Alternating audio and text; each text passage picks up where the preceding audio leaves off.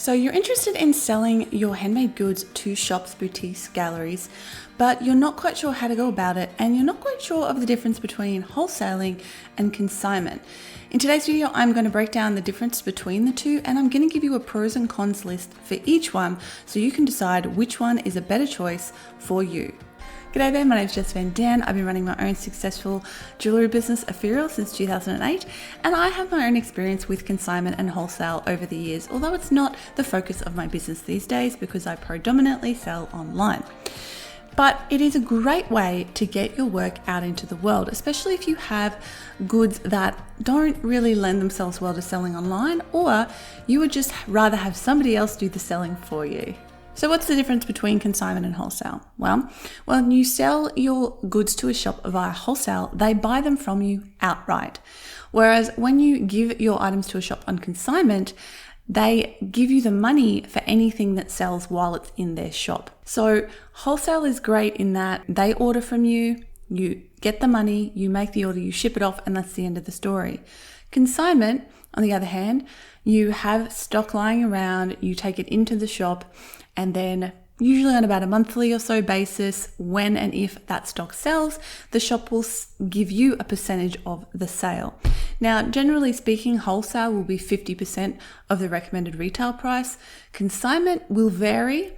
Generally, I would recommend that you look for a deal where you get 60% of the retail price and the retailer gets about 40%.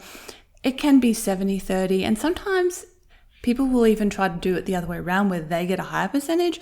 I wouldn't work with a business that does that because when it comes to consignment, you are the one taking on more of the risk than the shop, so you should get a higher percentage of the sale price.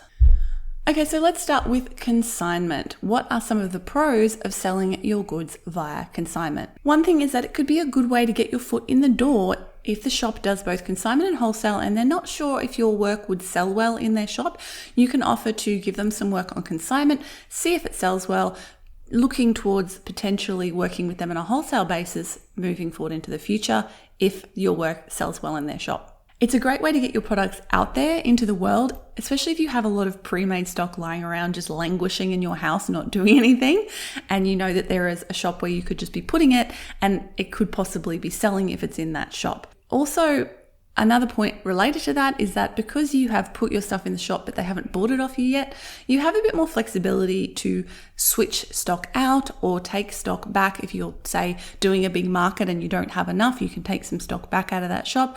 Although, that depends on your relationship with the retailer. They might not like you doing that, but it is an option if you are consigning stuff. Another positive is that you don't have to make exact items to an exact time frame like you do with wholesale.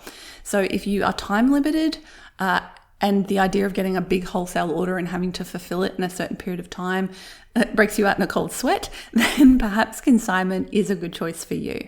Okay, so what are the cons of consignment? Well, the first one is that your stock won't sell. It will just sit there and then you'll have to end up taking it back, and it might be outdated, it might be a little bit damaged from being in the shop and being handled by people. So that is one risk you take. Obviously, the biggest risk is it won't sell and you won't get any money for it, even though it's been out there in the shop. Another con is that you effectively have money in the form of investment of time and money into that product sitting there not selling, when maybe it could sell at a market or it could sell in your online shop.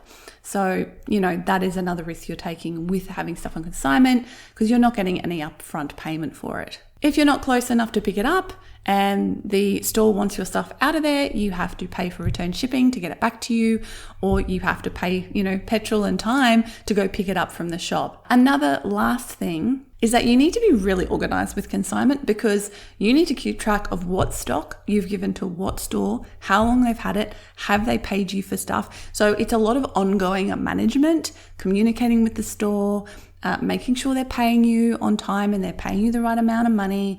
So it's a little bit more workload than just straight up wholesale is. Now, when I was a young business owner and I had a lot of stock lying around, I tried consignment. I did it in shops that had those little box thingies, where you hired a box for a period of time. I also did it in more traditionally where you just put your stuff in a shop and they'd pay you if it's sold. I also did wholesale at the same time. And these days I only do wholesale, and only when somebody approaches me. I don't chase it at this point in my career. Now, the reason I don't do consignment, and actually there's a couple of reasons I don't personally do consignment. The first one is I don't have pre-made stock lying around anymore. Everything I make is made to order, and I only make it once I've been paid. So it doesn't really make sense for me to invest time in making products to sit in a store on consignment when I could be spending that time doing other things in my business. I just don't want the extra hassle and work of having to manage stuff being on consignment in shops. I don't enjoy the process of selling stuff on consignment. It doesn't really make sense for my personal business model, so that's why I don't do it. Generally speaking, I will do wholesale, and I also recommend for most people that you aim to try and do wholesale, and I'll explain why. Before I do that, if you are interested in wholesale, I have a download for you, a free download. It's called 10 Steps to Wholesale Readiness. So if you're not quite sure if you're in the position to be selling via wholesale, you can download this free. It's a very short little ebook to read, and you can just decide whether you are ready or if there's a little bit more you need to do first. So I'll put a link below to the page where you can go and download that. It's part of my Handmade Business Toolkit, which has a bunch of free resources. So when you download that one, there's a whole bunch of other stuff there as well. But you can check that out at createandthrive.com/start here. All right, so let's talk about wholesale. What are the pros of wholesale? Well, the most obvious one is you get paid up front. So they order from you, they pay you for the order, then you send them the order and you are done. So you get a lump sum payment for your work, and then you send it out to them. Now they pay for the order and also shipping or delivery as part of that. And that's something you need to put into your wholesale policies. I'm going to be doing a follow-up video on that. So make sure to subscribe to my channel so you don't miss that one. If you're like, what are wholesale policies or terms and conditions? I have no idea, Jess, what is that? And how do I write them and what should be in them? I'm going to cover the basics in that upcoming video. So don't miss that one. You're done and dusted with the transaction. Once they pay you, you've sent the items off, they've received the items, you're finished. You don't have to worry about it. You don't have to keep track of anything. They own the product. It's up to them to sell them or do whatever they want with them. Now, of course, you probably do want to consider following up. If you want to grow your wholesale business and maintain a good relationship with those shops, then maybe checking in with them like 3 months after they've gotten your items, for example, is a good thing to put in your calendar, because then they know that you're still paying attention and that you're keen, and it just kind of reminds them who you are, and they might like to reorder from you when you remind them that you're there.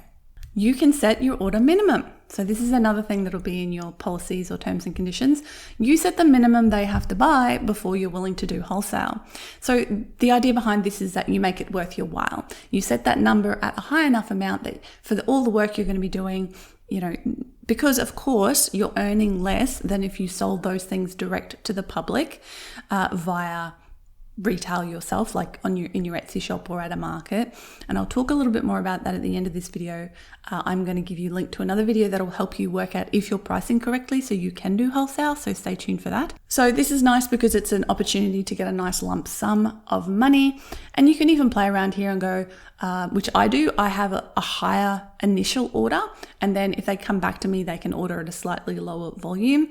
And that way, again, the first order, it makes it worth my while whether they decide to reorder from me or not. Okay, so the cons of wholesale are, of course, you have a time frame. So if they order from you, you have committed to making that stuff and getting to them in a certain time frame. Again, that's something you decide and you put in your policies and they have to agree to. You may need to negotiate in certain circumstances, but most of the time they'll be happy to abide by it as long as it's not a ridiculous time frame.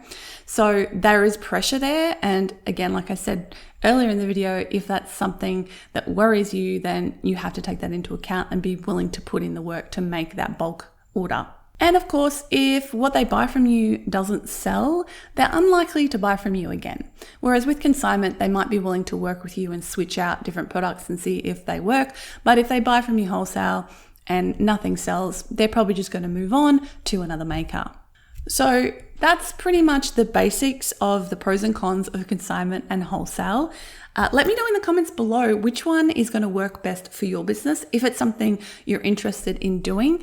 If it is and you want a bit of a crash course in how to get started, how to land your first wholesale account, don't miss my upcoming live workshop in my membership community for makers, the Thrivers Circle.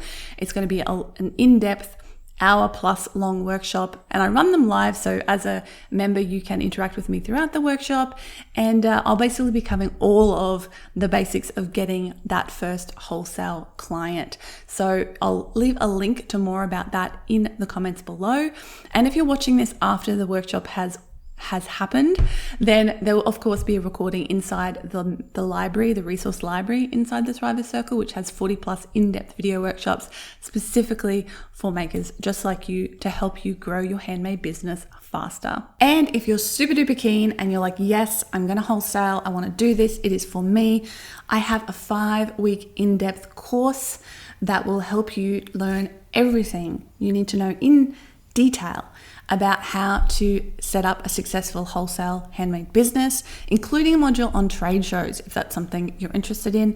And this month, May 2022 only, I'm offering a 20% discount off the cost of that course to members of the Thrivers Circle. So basically that discount is almost about a month's worth of membership to the circle. So you get 2 for the price of 1. You get membership to the circle and access to the wholesale know-how course for the one price. If you're interested in that, all you need to do is become a member of the circle and you'll get access to that discount code to access the course at a 20% discount. I've put a link to both things in the description below, so you can check out more about the wholesale know-how course and you can find out more about how to become a member of the Thrivers Circle.